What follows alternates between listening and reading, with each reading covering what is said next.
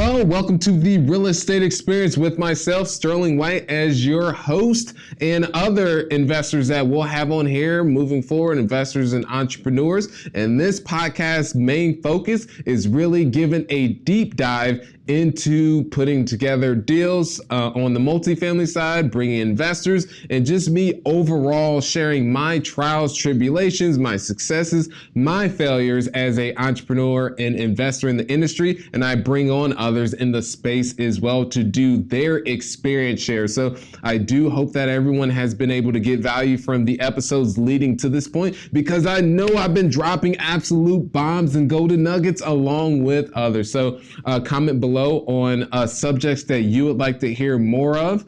And if you haven't, hit that subscribe button, those of you who are on the YouTube, and then also turn your notifications on so you can get notified when I do drop this content moving forward. And I do appreciate everyone, because at one point, and it still may even be up there, one is it is still rated a 5 stars on average, so awesome on iTunes. And then I also reached #1 in business, or it was real estate, if real estate is a category. I know it was #1 for a while ago, and it may still be there, but that's not due to me, that's due to you all as the viewers. So I do greatly appreciate you all. Today's topic, we're going to be going into the 4 dumbest mistakes I see buy and hold investors make, and many of these I've actually made myself. So that's why I just want to do a experience share of those. And if you're just now coming across me, just want to give you some context, I'll give you a Cliff Note or a Spark Note version. I believe it's Cliff Note on just my 5% or my 10% of how I was able to get to where I am now. Born and raised Indianapolis, Indiana, not so good parts of the city, single mother, fraternal twin brother. Actually, I do have 2 sisters, one that is older than me by a couple months, for those of you who did not know. And then I have a younger sister that's about 12 to 13 years old, but that's more on my father's side, who was not in the picture. So my mother was the one raising both my brother and I, and we lived in the not so good parts of the city. And one of the apartments that we lived at, and we actually bounced around quite a bit, had cages on the outside, just to give you a little bit of insight to that type of neighborhood and that apartment that we lived in. So it was welfare and food stamps, and I'm sure of any other type of government assistance. So for myself, I had to figure out a way to earn money above and beyond that in a legal way. So first product was Kool-Aid, then Pokemon cards, and how I got started in real estate, 2009, owned the construction, shifted to investing, bought first property, 23 years old, no money out of pocket. And then in 2017, made the entire shift to multifamily, where my current holdings valuation is at 18.9 million and steadily, of course, growing. And I write my goals down every day, and one of the goals, I'll just share it with you all, is just to have just over 3,000 units, multifamily units, throughout the Midwest part of the country. So that's one thing that's always helped me when I do have those down times, is I always revert back to my goals and I write them down on a daily, because I am a believer, don't want to get too much into the whole philosophical, or if that's how you pronounce that word, but I am a believer in manifesting things. So one of the things I believe I actually manifested was having Grant on the podcast. And that was one thing that when I did approach him, asked him about it, and he gave the yeah, kind of brush off type of thing, but didn't mean it as a brush off, but it was one of those things, he has tons of input that was going in. It was like a yeah. When I heard that, I didn't even think that there was a way it was not going to happen. So ended up following up, and a month later ended up getting it booked. I mean, booked for a month later, but also there was some sales involved with, I knew the influencers within this company, so was able to leverage a lot of that too. But that's just one thing I want to mention to everyone, is I do believe in we become what we think about, and we can manifest things, because it's just when you have a goal that you're working towards, that they call it the reticular activation system. That's one thing that I learned from Tony Robbins, that'll be able to, your mind will pick out all the things that's needed to, or the things, the people, the situations to be able to get you where you need. And if you don't have those thoughts, you could be in that situation or be around that person, but it would never register, such as they may so I'll give you a prime example for myself. When I was transitioning from construction to single family, is I was at a CrossFit gym, and that's where I met my mentor. And through that is I overheard conversations about construction. He had he was doing property management. And if I was not aware of that and I was still just focused and dialed in on the construction side, I was at the right moment and my reticular activation system was open. So I was listening to things that could get me to where I wanted to go, which was the investing side. So I heard those conversations, approached them, and said how I can be of value. So, but yeah, that's 2017, made the shift to multifamily and was able to get to just under 600 units, but now have since sold the smaller ones, the smaller apartments, so 46 unit, and then also a 50 unit, and then exited out of the single family. So portfolio is now just over 300 units. So that's enough about that. Just wanted to give you that quick Cliff Notes story on myself. And now just going to go into the common mistakes that I've made, most of these, and that I see others do too. The first one is trying to know it all, meaning that would-be investors, newbies, or just looking to get started want to do all this research and get all the information, which is completely endless, and then get into analysis paralysis because they don't know what to do exactly. Meaning that they look at the buy and hold model, or they look at wholesaling, or they look at fixing and flipping, or maybe they even jump to a whole different niche of land or mobile home park investing. So with that is you can go so deep. One thing that really helped me, just speaking from experience, is just taking action, meaning I do the necessary education and reach out to mentors to get their feedback as well. But when I first started out, I was strictly on the investing in the single family home niche, from construction to single family, but I didn't know which model I wanted to end up going with. So I tried wholesaling. I did fix and flip, and then I ended up settling on buy and hold, but it was all under one niche, and I was still just trying to figure it out. But I ended up settling on buy and hold, and that's what I do for the long term. Even when I made the shift to multifamily, I'm not getting in and then purposely buying it to sell it in a couple years. I'm more of a long term, but that's the philosophy that I have personally gone with. Disclaimer, not this is not a pitch to invest with me or anything. Just want to go into the model that I specifically use. But it was just about me. I did the necessary research. So I leveraged biggerpockets.com. I was in the forums. I was on YouTube, but I gave myself, and this is just my personality, is I learn more by actually doing. So while simultaneously understanding how I knew that I was going to buy deals, starting with that. So once I knew the concept of, okay, these are the channels that you can use, meaning networking with wholesalers, sending yellow letters, doing cold calling. So from that, I tried even all of those, but I mostly settled on just networking with the wholesalers to be able to bring deals. So that was the path. Is in essence, I didn't want to go too deep in educating myself. I went deep enough to where I just started taking action and then committing first and then figuring the rest out later. Because even to this day, I'm still learning, because there's always so much that goes into this industry. And another thing that I do now is I always set a specific deadline, meaning that when making the transition to multifamily, I said I'm going to learn as much as I can within this time period, 60 to 90 days, and then I'm going to start taking action, meaning networking with brokers, getting the name out there, starting to do the cold calling, driving for dollars to find distressed property. So these are all the different avenues that I personally took, just ways to avoid the analysis paralysis, or one that I've heard out there by Cody Hoffline is YouTube University. So funny when I first heard that, because of course there's so much content on YouTube and there is a endless rabbit hole that you can go on. So avoid the YouTube University, and shout out to Cody Hoffline on that. Comment below if anyone knows who that person is. All right. Okay, that is not where I want to go. Next page that we have here, let's make sure we keep this in here.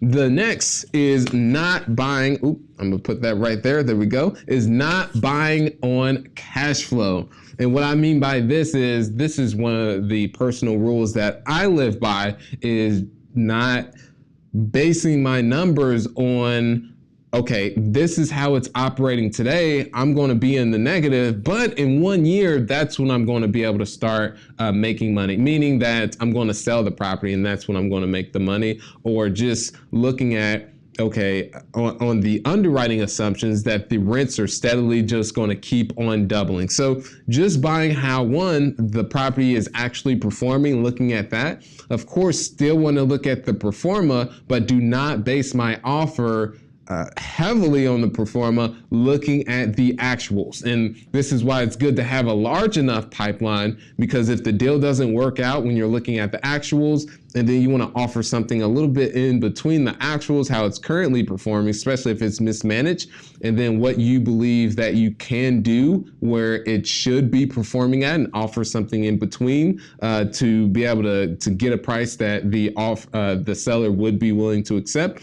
But if that's not the case, and they want something, okay, this is how the property should be in the future, or I'm mismanaging it, you should offer on this proforma basis, then it's just good to move on to the next deal. That's just me, the route that I have always gone, because going the latter that's where you can get caught. Because if you're looking at, okay, in 1 year, or a year and a half, this is where I'm going to start earning money when I actually sell the property, and I'm going to be in negative cash flow. What if the bottom just falls out? Then you're stuck, and the bank or the lender may have to take the property back. So that would not be a good situation. That's why I am always just basing the offer up on the cash flow that it kicks off. Love cash flow. Cash flow is king.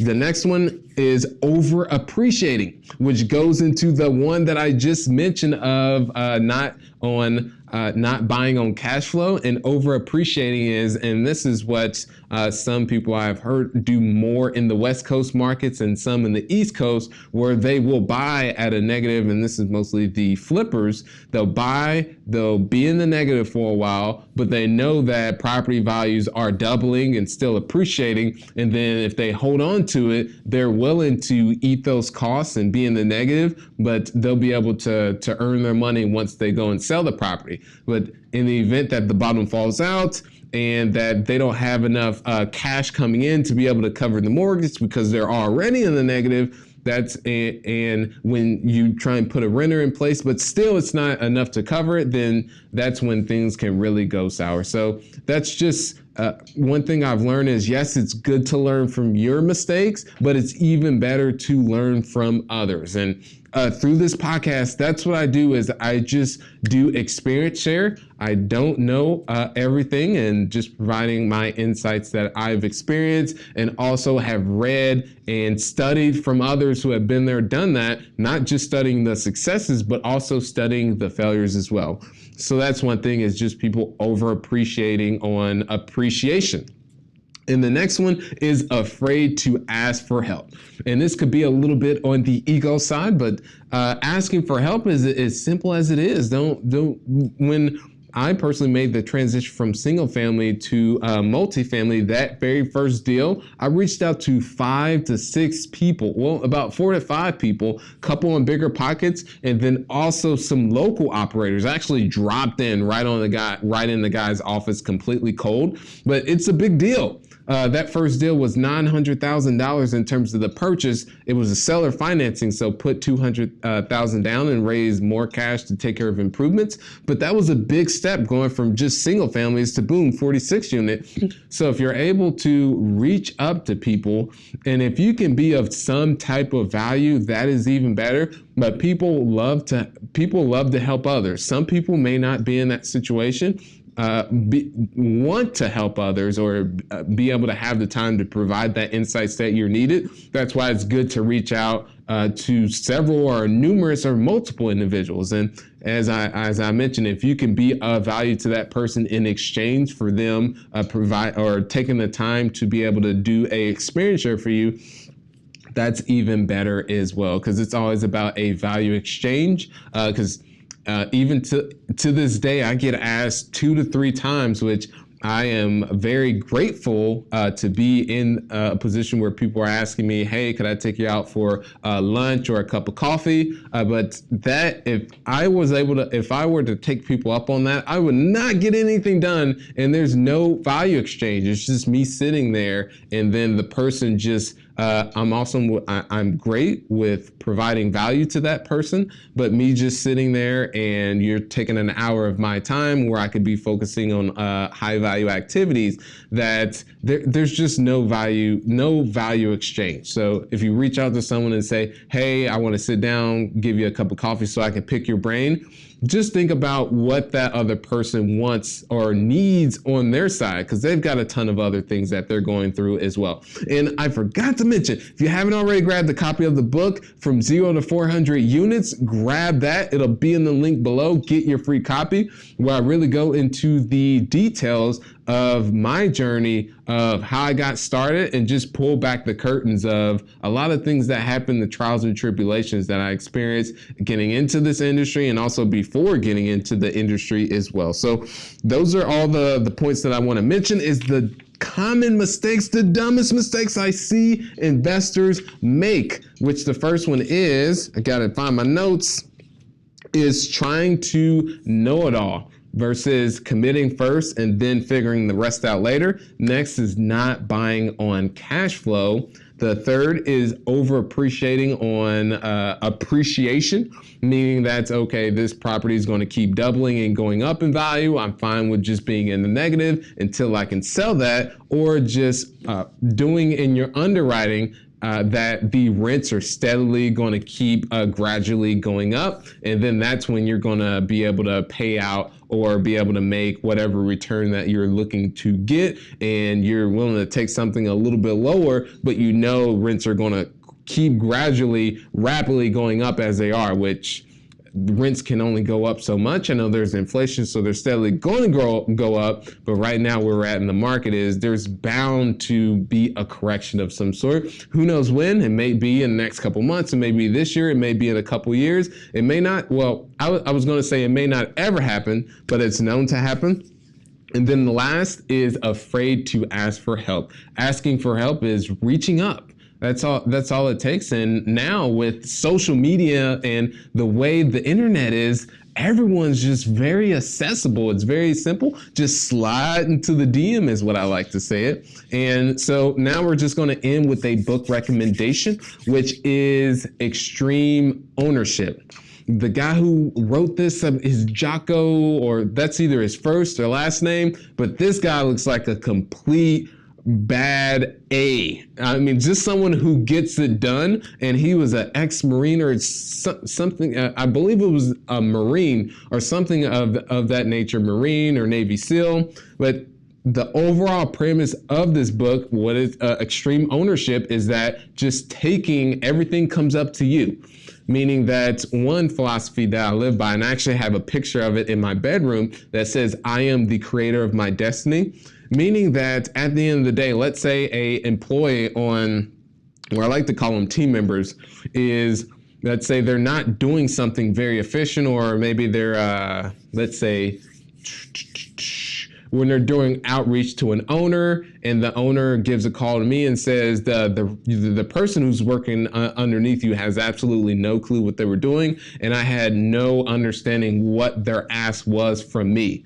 So from that, yes, or let's say the team, so we'll use that example, but also say that person they just absolutely fail at some task that you give to them. Is yes, you can go to them and say, wow, what are you doing? You were supposed to do this instead of this.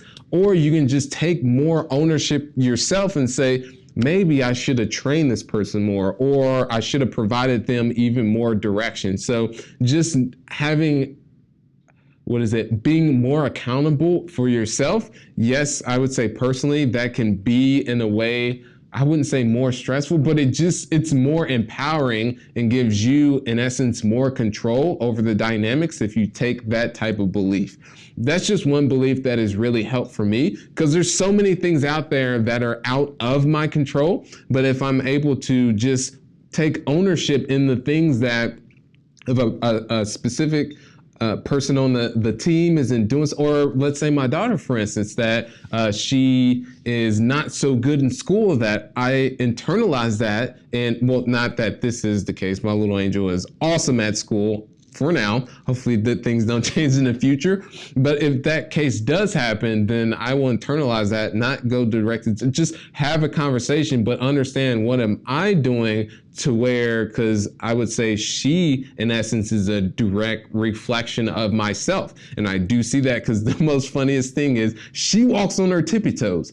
I walk on my tippy toes too. She's in denial when she is walking on her tippy toes, but I'm going to start recording it actually, so she will be able to see that, because the longest time my mom always told me I walk on my tippy toes, and I even just stand on my tippy toes randomly, that I was like, no, there's no way I do that. And then I'll just look back and I'll see that I'm standing on those. Same thing with her. So it's just, at the end of the day, extreme ownership is taking more accountability for everything around you. Some things you have under your control, but if you have the mindset that, hey, this is my fault, at the end of the day, how can I fix this? That just gives you more control, and it's just more empowering versus flipping it over to the other person and you taking more of a victim mentality. So comment below, let me know your thoughts on that. Thanks so much, and it would mean the world to me for everyone who does leave that 5-star rating and sends a screenshot to support at Sterling White Official. I will be giving away a free guide to buying multifamily deals. Yes, a free guide.